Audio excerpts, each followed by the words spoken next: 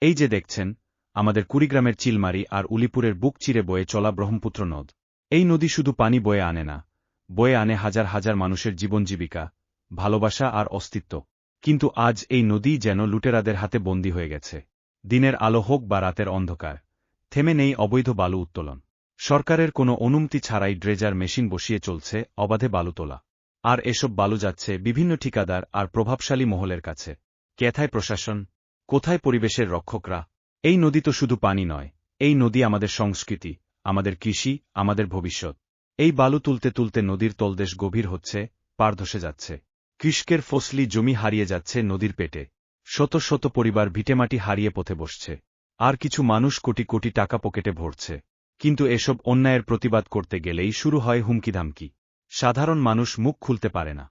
কারণ যারা লুটছে, তারা ক্ষমতার ছায়ায় বসে আছে। আমরা কি চুপ করে থাকব?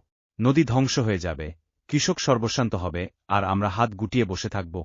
চিলমারিউলিপুরের মানুষ আজ প্রশ্ন করে, এই অন্যায়ের শেষ কোথায়? প্রশাসন কি সত্যিই কিছু জানে না, নাকি দেখেও চুপ করে আছে?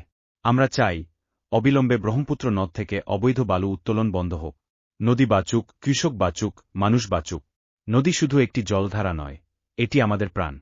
এই প্রাণ বাঁচানো আমাদের সবার দায়িত্ব। আসুন, সবাই মিলে বলি, নদী বাঁচান, জীবন বাঁচান।